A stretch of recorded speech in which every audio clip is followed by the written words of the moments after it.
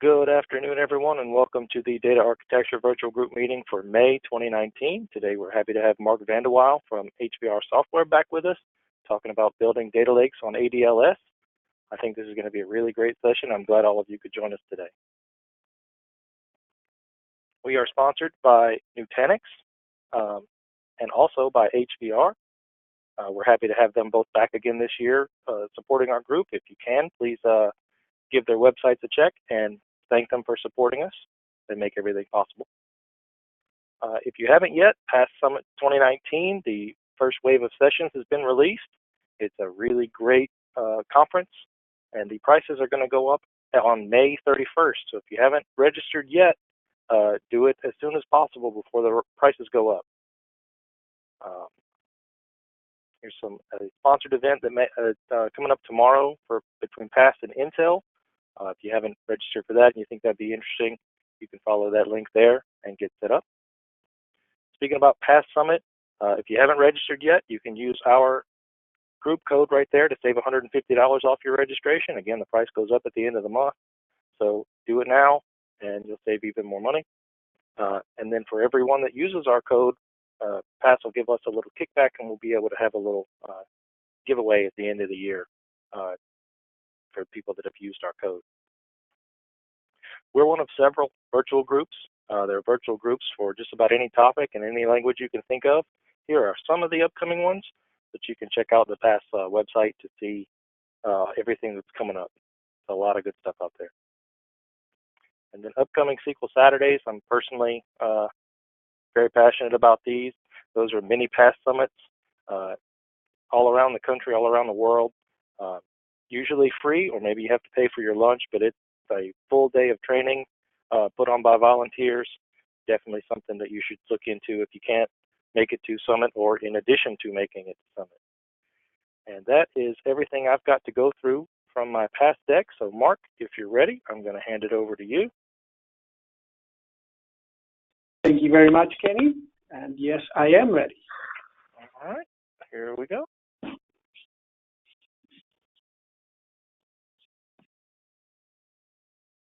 And you should now all be able to see my screen. Looks good to me. So good morning, good afternoon, and maybe for some of you, good evening. Welcome to today's presentation. Today we're going to talk about building a data lake on the Azure Data Lake Store, ADLS for short. My name is Mark. There's a short bio on this slide. I have been working in the data replication and database world for all of my professional career. And just in case you wonder when is the next San Francisco Marathon coming up, it's the end of July. And yes, I signed up. I will be running it as long as I won't be injured, which I don't plan to be, but you never know. So quick agenda for this presentation.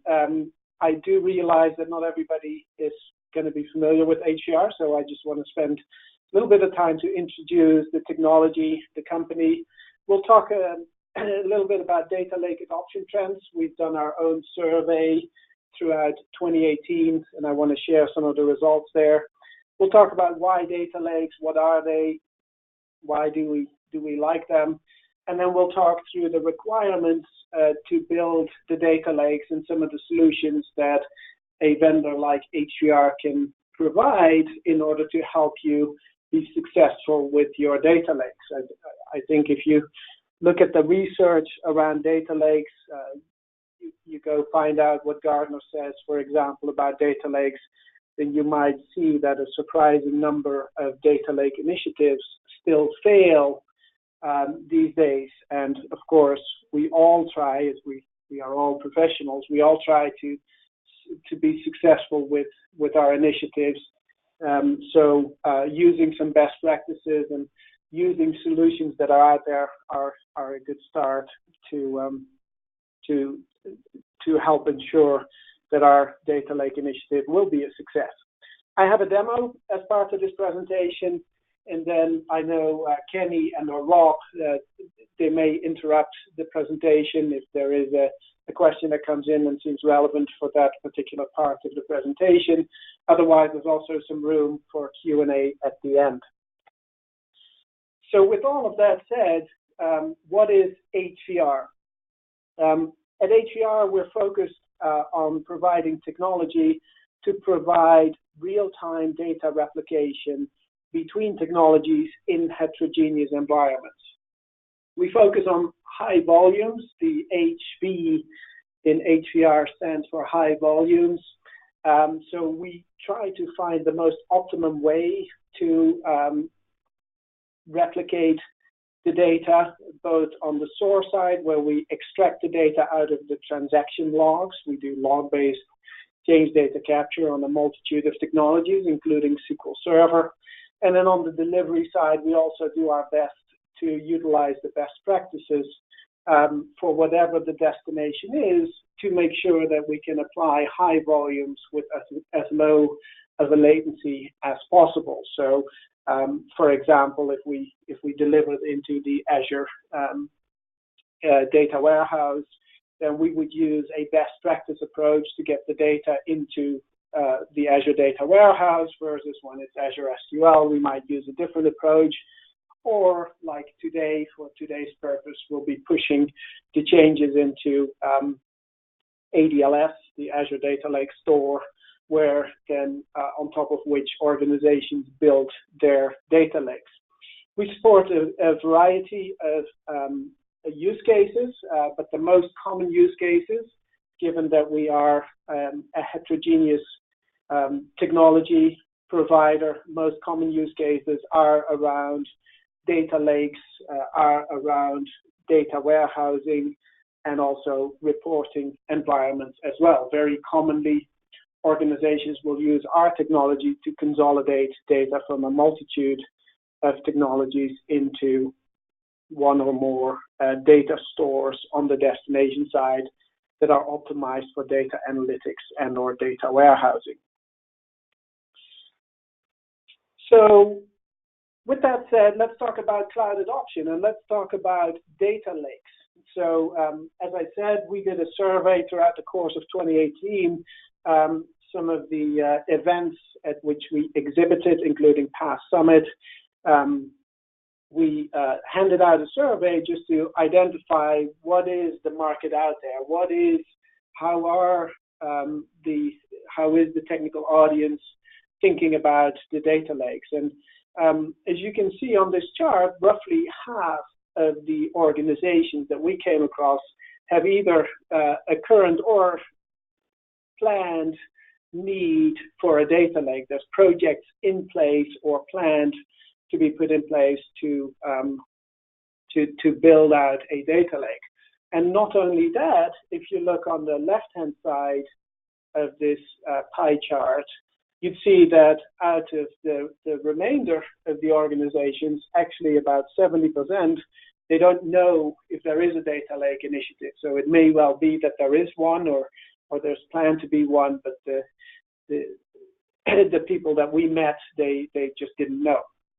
So we could carefully say, or confidently say, that data lakes are quite popular. Lots of organizations are either thinking about a data lake or are actively building one. So what do we mean when we say a data lake? Now, you can go out on the internet and find all kinds of definitions. What I try to do here is list some of the defining criteria for a data lake. So the first one for the data lake is we generally tend to organize large and in many cases also diverse sets of data. We try to consolidate the data, so we try to bring data from multiple systems together in order to satisfy our analytical needs. But it's generally fair to say that data lakes organize large, diverse sets. Data into the data lake arrives with minimal latency. That's, again, one of the defining criteria. of a data lake as soon as possible. We want the data there. And not only that, we also want it in its raw state, in its raw detailed state. We want the data as untouched as possible, because there are definitely use cases that are built directly on top of the data lake that are for which arguably the value of the solution diminishes very quickly as the data ages. So from that perspective, we want to get the data in with minimal latency and in its raw original state, so that there's no time lost in the sense for transformation, but also at the same time, we don't necessarily want to color the data by manipulating it in any way. Data lakes support many use cases. Depending on your industry, there are varieties of use cases that you can come up with.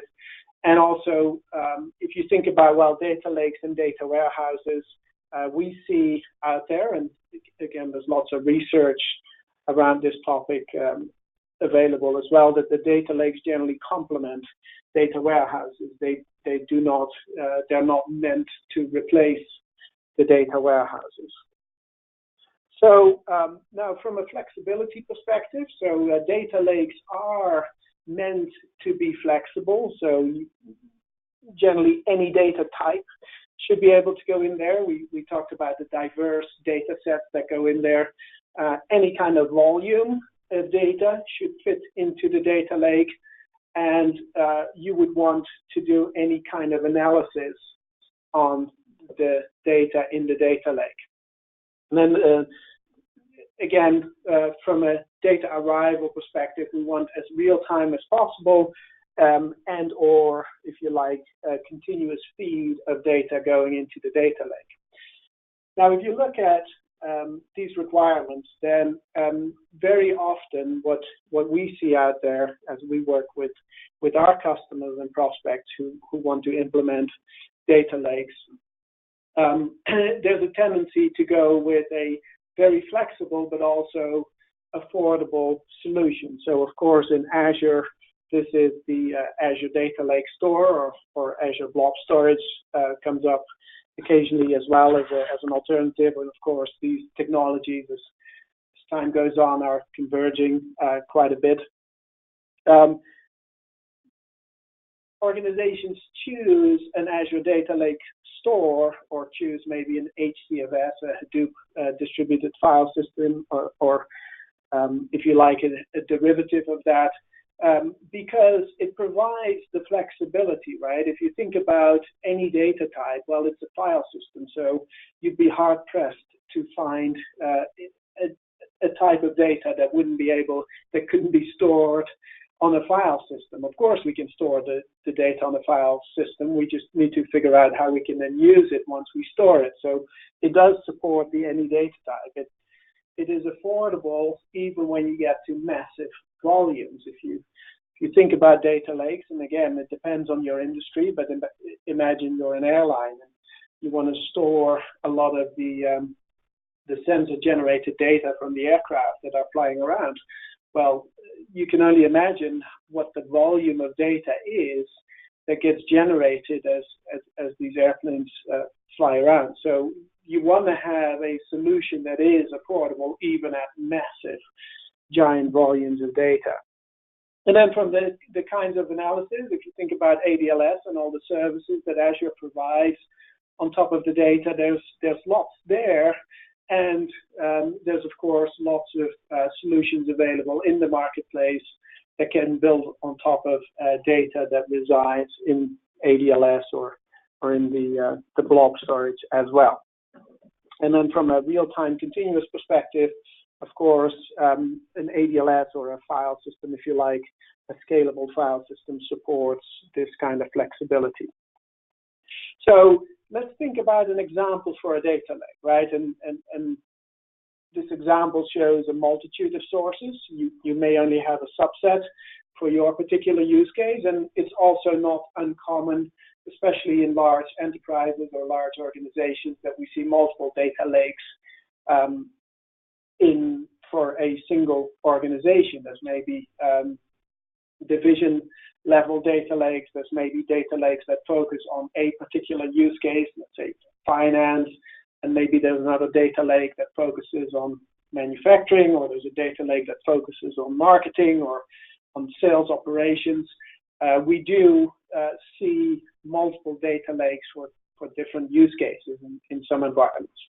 But if we look at the generic use case, we could say, well, starting at the top left, some data that may go into our data lake comes from file-based sources, right? Maybe there's still some XML data or delimited data sitting out there, or maybe it's JSON files.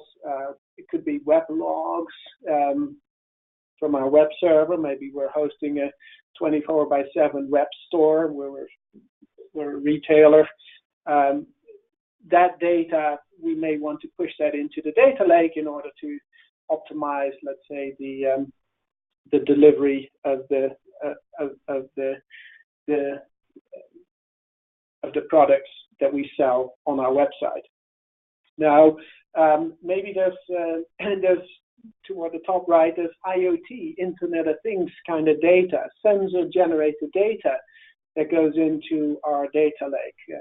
One of our customers is a manufactures electronics and consumer goods, and they build sensors into their washers, into their dryers, into their microwaves, into their refrigerators, and all of those sensors generate data, and that data goes into the data lake, or may go into the data lake. If you think about the consumer space, and probably the majority of us, if not literally all of us, we walk around with a smartphone that has a GPS device in it, and well, there's vendors out there who like to benefit from knowing where we are at any point in time. So maybe there's sensor-generated data there as well, going into the data lake.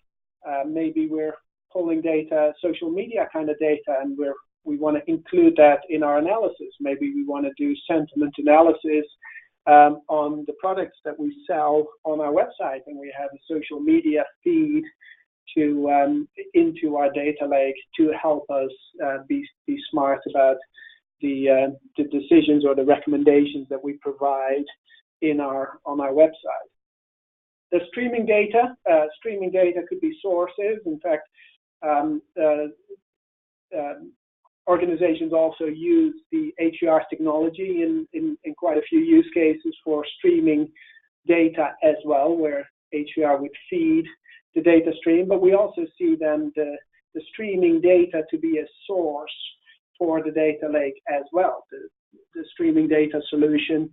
And of course, Azure has Event Hub there as a solution available in the portfolio. The streaming data solution won't store the data indefinitely. The data will need to go somewhere, and the data lake is a good place to store a history of data at an affordable price.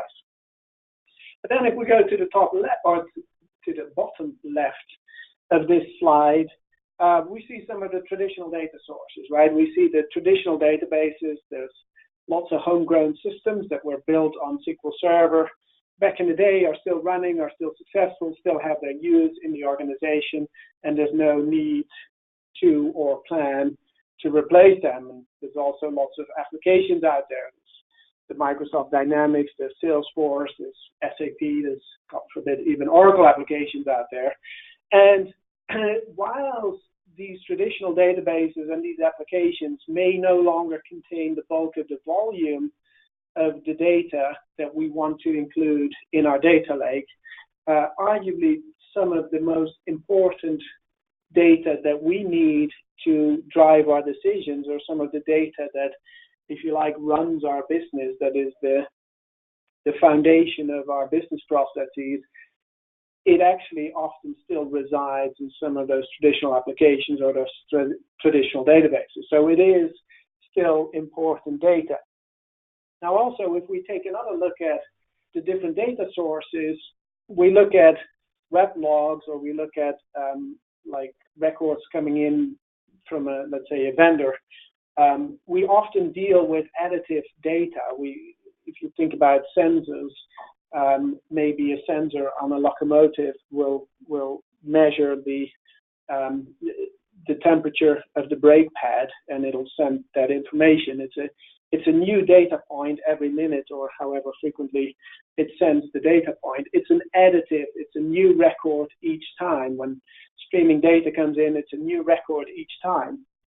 When we're dealing with traditional databases and applications like Microsoft Dynamics, it's arguably not necessarily a new record each time. We perform updates, we perform deletes, we may be removing data out of our system, maybe we purge data on a regular basis.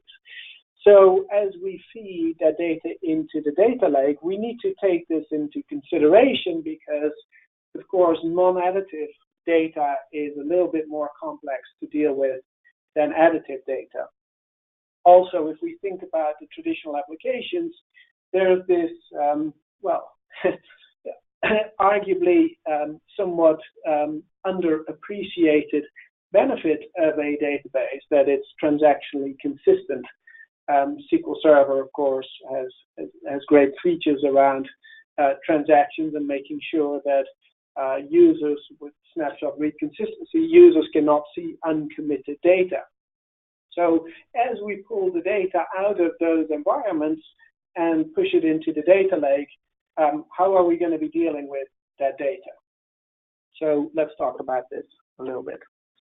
So first requirement, or first one of the defining criteria of the data lake, we talked about the continuous feed. We talked about the need to continuously get the data into the data lake, but also to get it there as quickly as possible.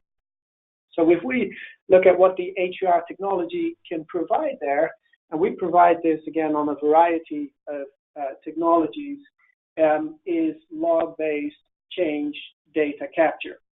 So whether your systems run on SQL Server, or if they run on Postgres, or MySQL, or DB2, or Oracle, or SAP HANA, we can provide log-based change data capture in order to pull the transactions out of the database. And using log-based CDC is actually a great way to retrieve the data compared to alternatives. Change data capture, we're only looking at the changes. Of course, from a solutions perspective, HUR can also do the initial load, but of course, once you're done with the initial load, all you're interested in is the changes. We're doing only change data capture in this case. We do this continuously, and we do this with minimal impact on the source system. Imagine you're running a busy application on your SQL Server database. The last thing you need is anything to slow down this, the transactions going against your database. So by doing a log-based change data capture, we have the change capture running asynchronously from the data going into the database. We also do this with minimal impact on the not only the transactions but also on the server as well. And the last benefit that we have by doing the change data capture through the transaction log is that it's all transactional. Of course, there's other approaches. There's triggers that could be used, and there's of course built-in capabilities in SQL Server like CDC tables. But the log-based CDC solution that HUR can provide is not only very close to real time. There's no time required to populate CDC tables and then query them subsequently. But also, one of the benefits there is that we can do this in a heterogeneous environment, and it's not uncommon at all that we see a multitude of technologies involved, especially around a data lake use case. Then a second requirement, and this requirement is also is arguably even more important in the light of the cloud, right? I did mention cloud and data lakes together before, but what we see when customers evaluate their data lake solutions and their data lake platforms, then the cloud is more often than not the way to go, right? So let's say Azure is the way to go. So there is then a requirement for security. We still see that most of the organizations, definitely not all of them, but most of the organizations out there still have at least some of their data stores, their data sources running in an on-premises data center. So what that means is that in order to get the data into the data lake, into Azure, into ADLS, or maybe into some other technology in Azure, the data will have to cross a wide area network. And how can you make sure that your data is not compromised on the way there? Because of course we read about data breaches almost on a daily basis, and there's even a Wikipedia article about it that keeps a list of some of the most extreme data breaches. It's sad, but of course, as professionals, we want to be prepared for this, and we want to make sure that our organization does not get exposed in an article like Wikipedia or get on the news when we have to disclose a data breach. So the solution there is encryption. We want to make sure that we always encrypt the data on the wire, so that even if somebody was watching the bytes crossing the network, they could not make any sense out of it because they do not have the encryption certificate that would be needed in order to understand the data. When HDR executables communicate, we have the option to enable encryption, and I've done that for the demo that I'll be showing you later. The different executables running on either side of the wide area network enable that encryption, but they also have the additional benefit that they optimize the network utilization. So if we think about large volumes of data transferring, it's good to know that the HDR technology also compresses the data on the wire as well. You want to use the encryption capabilities in the Azure Data Lake store. Azure provides a variety of encryption capabilities that you should take advantage of. And then also, of course, encryption is one thing. You also want to make sure that nobody breaks into your system. So you want to lock down the access to your system. You want to lock down the access to your environment, to your data center, to your databases. And HDR there can, again, help because we always only require the firewall to be opened into one direction only, depending on where you put some of our components. But also, even in the case that you do have to open the firewall into your on-premises data center, we can still do that through a proxy to prevent you from having to open up access directly into your production databases. So locking down access is important. We support also SSL certificates for authentication as well, in addition to usernames and passwords. So from that perspective, we can set up a very secure environment that, as much as possible, prevents the break-ins, prevents the data breaches that in today's day and age, sadly, we should all be worried about. And then lastly, there's the requirement of trust. And trust, I think, is very important because if we think about our end users and we think about, let's say, our financial analysts who have been using their proprietary analytical tools to do some financial analysis, we want to migrate them over to start using the data lake or start using something downstream from the data lake. And trust is very important there. Of course, if you think about financial analysis, it's important you get the numbers right. So how do you build that trust, right? We have a source SQL Server database. We run queries against it, or we run SQL Server BI tools on top of them. We're looking at columns and rows in a relational table. It's transactional. We have snapshot read consistency turned on, so we kind of know what this data looks like, how it behaves, what are the data types, etc. And we take that data, we pull it out and put it onto a file system.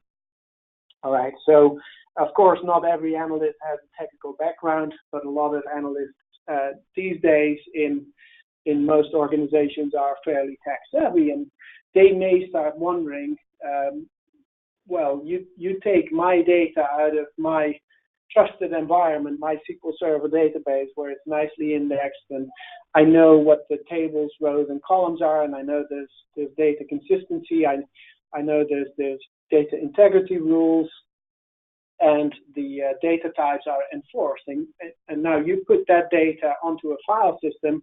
Who tells me that the data on the file system is identical to the data that I'm used to in my SQL Server database? And sure, I get some extra value because you pull in some other data or data from other sources. How do you build that trust? And the answer to that question really comes down to data validation. So have a programmatic way to validate that the data, if we look at the current representation of the data on the destination in the data lake, is identical to the data source. So that gives you a peace of mind, of course, as a technical person, and I'm assuming most of us on the call are. If we're building a data lake, we want that peace of mind. We want to know that what we built actually works and is correct. But also it'll give us confidence, and it is what we need in the end to build that trust. Now, one of my colleagues recently came across this cartoon, and this cartoon is essentially the problem that we're talking about, right? And this is, I think, sadly, today's world is not that unusual, right? Are you sure the data you gave me is correct?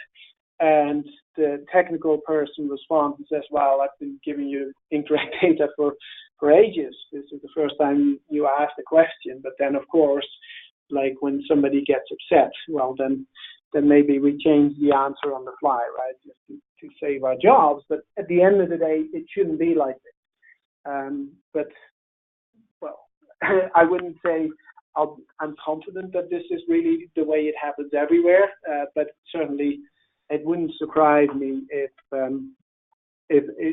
we come across situations like this in organizations. So, with all of that said, let me show you a bit of HER and show you data flowing out of SQL Server into the Azure Data Lake store. So the architecture is as follows. On my laptop, I have a SQL Server 2012 Enterprise Edition instance running. I have HCR running log-based change data capture on this database. And then we encrypt the data when we send it into Azure, and then we're using the Azure Data Lake store as our destination. Now, HCR is a single download, if you like, depending on your operating system. So if you go with Windows, 64-bit Windows, there's just one download, irrespective of what your source or your destination. One download. That download can play the role of an agent, like as an example, the one sitting in Azure. It can also play the role of a hub, and the hub in this particular diagram has a larger logo attached to it, but it is really the same bits that are installed. They just play a different role. Now, when I interact with HCR, I run a graphical user interface, and I interact with the hub. The hub stores all of the log files, and it's my single point of control. And the hub also stores some metadata in a repository database. For that repository database, we also support a multitude of technologies, and for this particular demonstration, I use SQL Server for my repository database as well. So let's look at this. So first, I am going to HVR. So when I first pull up HVR, it'll come up with a start page that looks like this.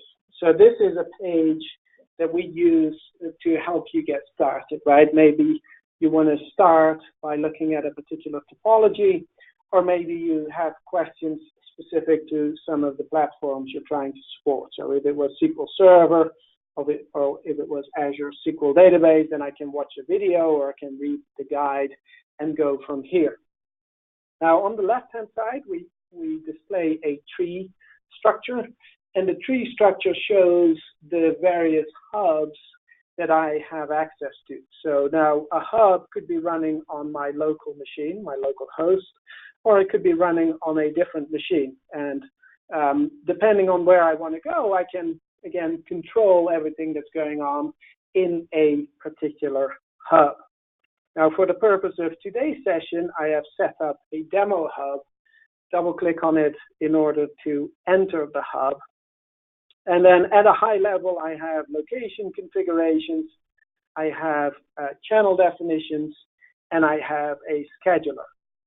So the location configuration is essentially the connections to my different systems. So if I take my ADLS connection as an example, then you can see that I am I'm connecting through a remote machine. So this is my agent that's running in Azure, that's running at this particular IP address. I have the HR installation listening on a particular port, and then I have created a user called Hadoop, because we use some of the Hadoop components in order to communicate with the Azure Data Lake Store. And that's how I connect to this machine. And then once I'm there, I connect into ADLS. And what I've done is, in order to authenticate, because my machine runs in Azure, I'm using MSI to, if you like, for my permissions, my privileges onto ADLS, but we also support service to service and refresh tokens as well. Depending on your setup, you can choose either one of those, and then the options down below become activated depending on what you want. Now, in my case, MSI runs on the default port, so I didn't specify a port number.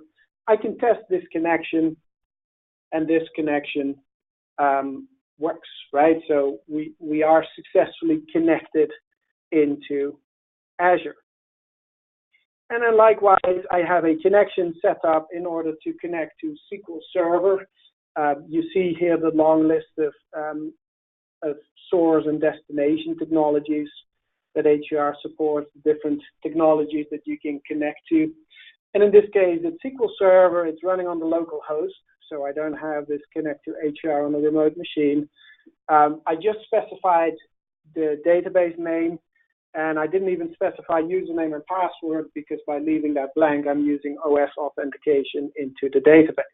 We also support SQL Server authentication there as well. And of course, testing this works just fine as well. So from those two connections that I have then configured a channel. And a channel is a group of tables that we want to replicate between one or more systems. The channel definition is always logical, and the link to the physical implementation is made through the concept of the location group. So in this case, my source is the SQL Server database, and in this case, my target is ADLS, right, which again goes through an agent in Azure. Now, if we look at our connection, our ADLS connection, we actually have, using this concept of actions, defined that in order to communicate with ADLS, we're using SSL encryption. And the encryption certificate that we're using for the purpose of this demo is called HVR. So on the receiving end, where the listener runs, we expect encrypted communication to come in, and if communication wasn't encrypted, we wouldn't understand it. and it's done through this certificate called HVR. Now, of course, when you set this up for your environments, you always want to make sure you generate and create your own unique certificates, because those they have a factor of randomness in them. They cannot be duplicated. So into ADLS, we're doing our encryption. Then if we look at our channel definition, we've set up these actions. Those actions, they define how the data moves between source and target. So on the source side, we have a set of options for our action capture. And this is going to be applied to all of the tables within this channel for this particular source. And this is filtered down for source SQL Server. Depending on what the source is, I may get some different options. So in this case, we pick all the defaults except for the no before update. And if I was wondering, what are these options, I can always context sensitively click on the help button. Our documentation is online as well, but in this case, I'm just pulling up a local help file, and I can read through what these options are and why I might want to use them. Generally, our defaults are pretty good, but in this case, I'm saying that if the key wasn't updated, I'm not interested in the before image of the row. I only want the after image of the row just to save some space on ADLS. All right, now on the destination side, there's a few more actions, right? We have our SSL certificate. We have an integrate action. And the integrate action, one of the things it does, and now in this case, we're going into ADLS, so HR recognizes that the destination type is a type file. What we're doing is we rename the files on the destination side. And we rename them by putting in the table name. So per table, we split out the data. We put in the capture timestamp, so the commit timestamp from the source, and we can use a format. So on a per day basis is what this boils down to. We're creating a new folder, and then we're using the integration timestamp, and then again, the capture timestamp cut off at the minute in order to create those delimited files, or those files with the TSV extension. Now, I say delimited files because we have defined another action here that says this is the format in which we're going to write these files. And in this case, it's a CSV format. HVR supports different formats, Avro, JSON, Parquet, but we want to read it. Maybe CSV is not a bad choice. We use a tab character as the field separator, new line as the new line separator. Of course, the file or the data itself may contain some of these characters, so we use an escape character along the way. And if there is a null in the data, then we use a specific notation for that as well. So we have all of this set up.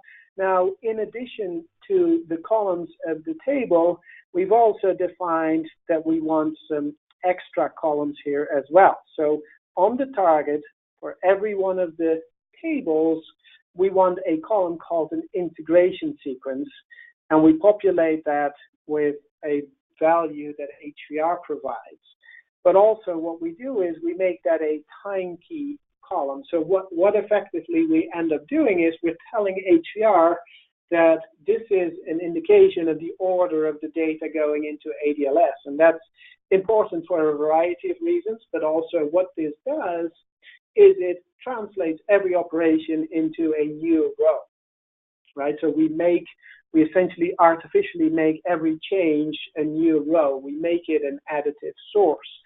And then, this value provides the sequence in which the data goes in, but then we have another extra column on the target for every table that specifies what is the operation type. Because of course, if every operation becomes a new row, we need to know whether it was an insert, an update, or a delete. And this value of HVR op provides that information. And then lastly, we also, out of interest more than anything else, we put in the commit timestamp from the source. So now for this channel, I'm running a bit of a workload in the background. It's a TPCC workload. I've picked all of the tables for TPCC, and we're sending the changes into ADLS. Now, one thing I didn't show you yet, but I will show you right now, is that we also created a scheduling action. So this scheduling action, basically what we're telling HCR that every minute of every hour, every day of the month, every month of the year, irrespective of what day of the week it is, every minute we're going to integrate the changes into the Azure Data Lake store. Now, why do we do that? Is because when HCR writes changes into ADLS, we can create files. And as part of our rename expression, we've named those files in a particular way to ensure that every time we write a new file, we get a new file name. Now, of course, if you continuously write at a very high pace, you're going to get a lot of files. And eventually, you'll have to manage those files. In fact, whilst we're talking about that, let's take a quick look at what the ADLS location looks like, right? Let me just quickly go back to HVR and remind you where we are, right? So we're in MV ADLS in a directory called demo. So that is where we are. So I am in MV ADLS right there. I'm in a directory demo. And then we saw that I renamed the file names, or I put my files in a structure on a per table basis, right? So here we recognize the table names that come back. So for example, if I look at the district table, I see there's two folders there. So I actually started loading some data yesterday, GMT, like the data or the dates here are in GMT. So just before midnight GMT, I created the initial load file, but then subsequent files go into the next day, and this is where we see those files. And basically, we can see when I started running my load. Well, I ran some load late afternoon yesterday, but then again, I started today, and from then onward, roughly every minute we have a couple of files. And again, the reason is because we run once every minute, but the end of the file name is based on the commit timestamp on SQL Server. And of course, there's no guarantee that every minute that we run the integration that we're right on the boundary of the commit time in SQL Server, right? So this list of files, they continuously gets added. Well, you see here that there's already a long list of files, but then I would be certain that at the end of the day, and when we go off to the next day, it would start with a new folder, because as soon as the commit timestamp hits tomorrow, we will see a folder appear of 290509, right? And on and on. So automatically HCR makes sure that we get the right file structure. So this has now been running for a while. Here in my dashboard, I can see what's happening. I can see what is the current latency on SQL Server. I can see what is latency into ADLS, and of course it goes up because the job is not running, but when it hits the minute mark, it's going to be running and picking up all the outstanding changes. Now, this has been running for a while, and we can inspect some statistics on this view, and when we pull that up, that kind of looks like this, right? So we get a historical view of the data that has been integrating, and we get some very rich statistics about the information that's been going on the system. And as you might be able to see here, it actually gets added, it moves as time goes on. So right now I'm looking from 7:39 onwards this morning, and I'm on Pacific time, so it's just before noon here. I'm looking at this data. I can see that my capture latency was hovering around 1 to 2 seconds.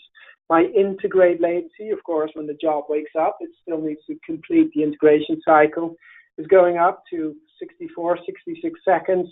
and I can look at the volumes of data that we're pushing. I can see captured information. I have data on a per table basis down below here.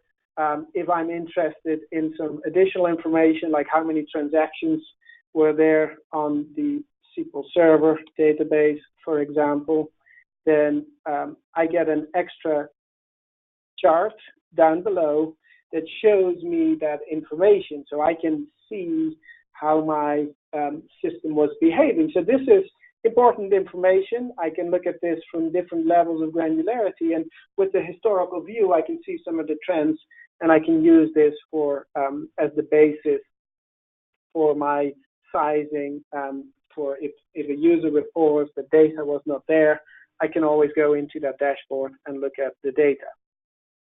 So that was, in a quick nutshell, a demonstration using HDR, pull data out of SQL Server, Logbase change data capture, delivering into the Azure Data Lake store. So to summarize, 3 key requirements for our data lakes that we can satisfy using a technology such as HDRs. Using Logbase change data capture, again, supports a variety of sources, very rich capabilities for SQL Server. Logbase CDC, continuous integration into the data lake. We do encryption across the wire, can use certificates for authentication to make the data secure, to make sure your data is not breached. And then lastly, we spoke about data compare and validation. I made it was not part of the demonstration, but rest assured, we can compare the data between SQL Server and ADLS. It's a great feature that we provide.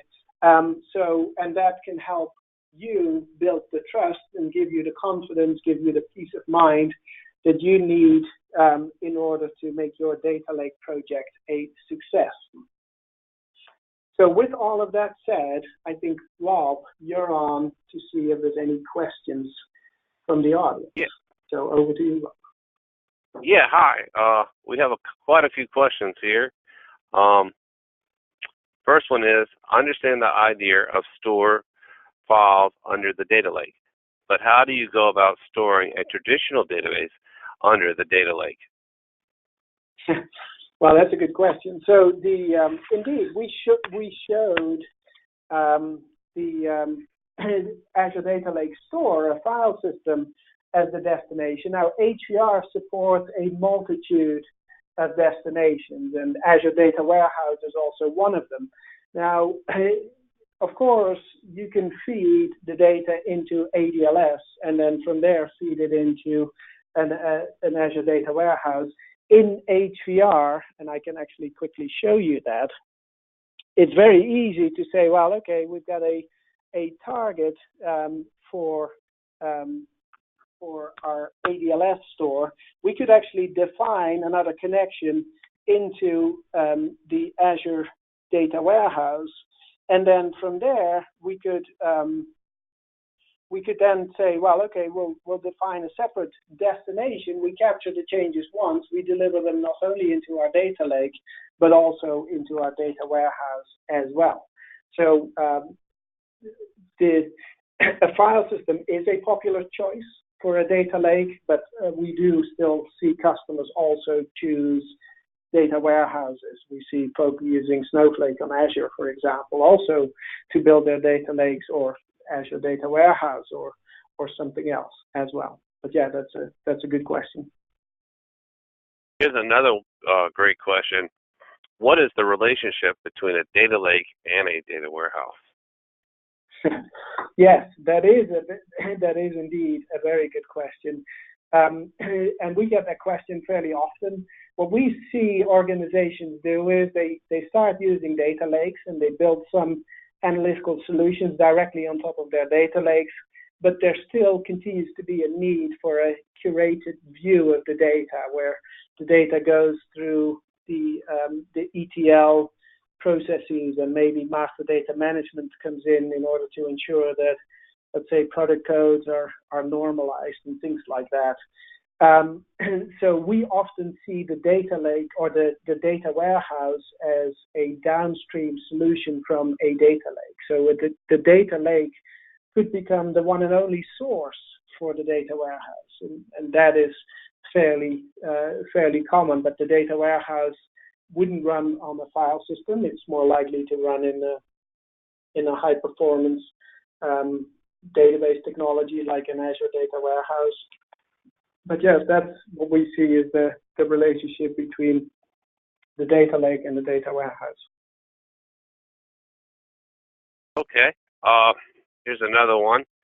They're asking, do they need a tool, an ETL tool, like the Azure Data Lake Factory to load data from on-prem to ADLS?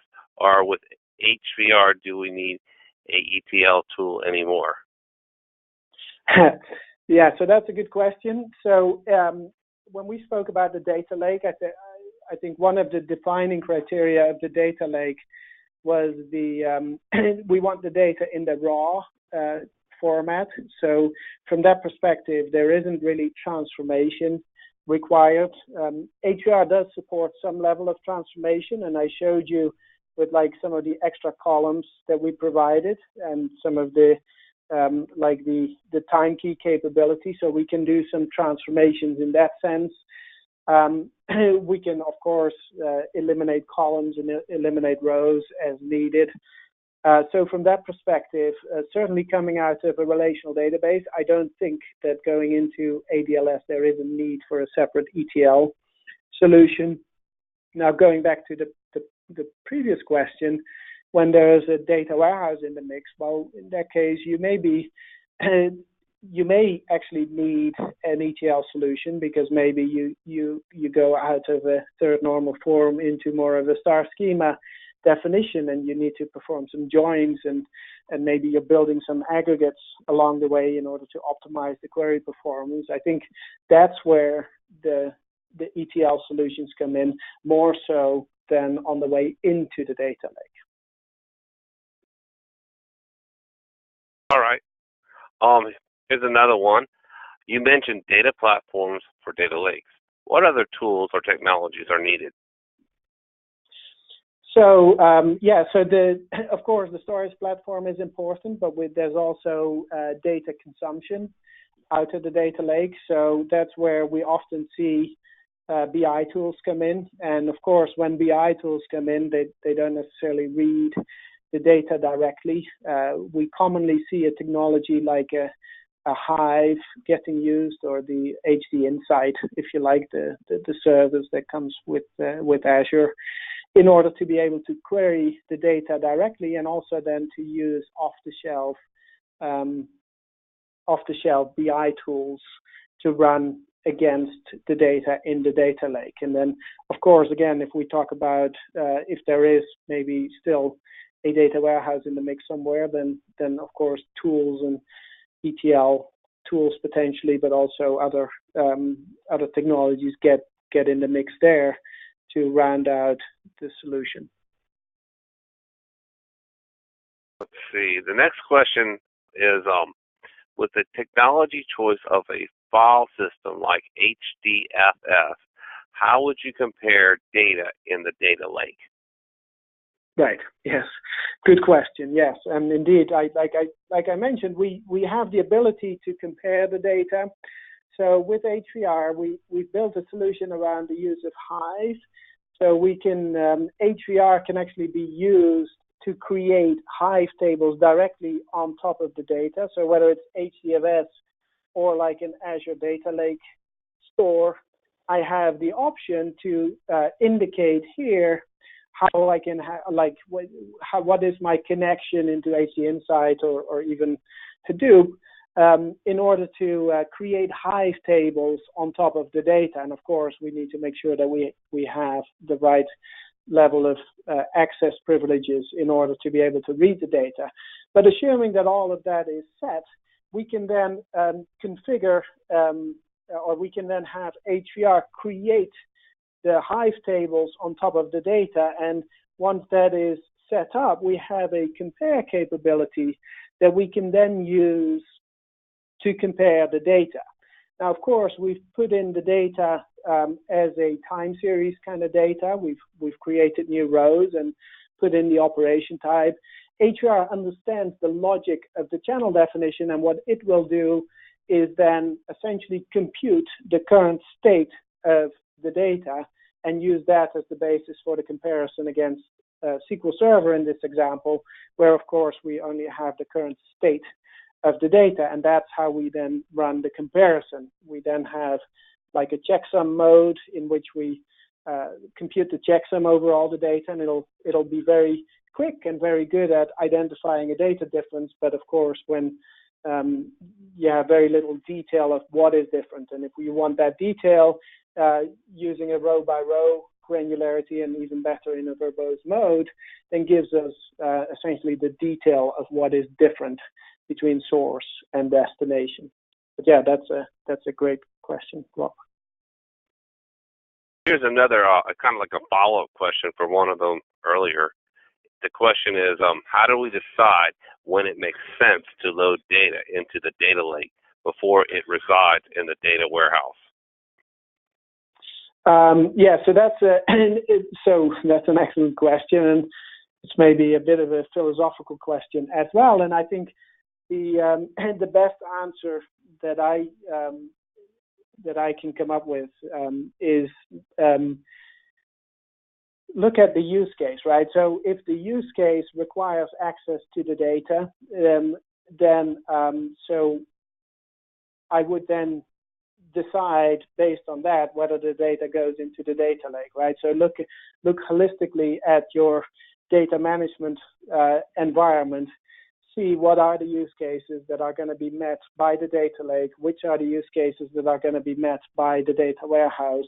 You might find that one of your use cases needs data only in the data warehouse, but then still maybe depending on how you want to manage your data management infrastructure, at the end of the day, we dislike creating a spaghetti of data integration. So maybe we still then decide for the data to go through the data lake, but at the first, on the surface, I would start by looking at the use case. Do we need access to this data by a use case that serviced out of the data lake? And if so, well, then the data needs to go into the data lake. Mark, do you have time for one more? One more. Let's do one more. This is a great question here. How would you maintain transactional consistency in the data lake? Okay. Yes, that is an excellent question because, of course, like I highlighted the fact that in our traditional relational database, in our SQL Server, we have this snapshot read consistency nowadays quite often. And like, how do we manage that when we put the data onto a file system? But not only that, we also pull the data apart into individual files, right? Like I showed you here in the Azure Storage Explorer, we have the data split on a per table name. So if a single transaction touches, let's say, order line and orders, well, then by having the data in separate files, like how do you manage this transactional consistency? So the way we can manage that is in HDR, because HDR does the log-based change data capture. It knows exactly where the transaction boundaries are. We can use HDR to publish the data. So as one of the components that we provide in HDR, we have this concept or an action of type agent plugin, and we have a manifest agent that can be used to publish the data. The manifest agent would, or the plugin would run at a transaction boundary, and with that, and at the transaction boundary, we can then hence publish the data. The manifest would contain exactly what are the files that are now ready for consumption. So a solution would essentially build on top of the manifests in order to make sure that we deliver that transactional consistency downstream into the data lake, even though we put the data onto a file system. Now, and then again, from a consistency perspective, if we look at the file names here, we cut them off at the minute level, and we make sure that future data essentially comes in at a future time, right? So when we publish the data, we will never publish the most recent file because we don't yet know if we can rely on that minute to be completed. So from that perspective, that's how we can manage the data consistency using HVR through the manifest. But yeah, that was certainly a great final question. Thanks, Rob. Hey, Mark, thank you for coming on today. It's been a great session. Can't thank you enough for all y'all do for the data architecture chapter. I'd like to thank everyone. I'd like to thank everyone for taking time out today and watching this great webinar from HVR and Mark. And we all look forward to, Kenny and I look forward to you next month. And I hope everyone has a great evening, great day, and a great weekend coming up. Bye, Mark. Bye, everyone. Thank you. Bye.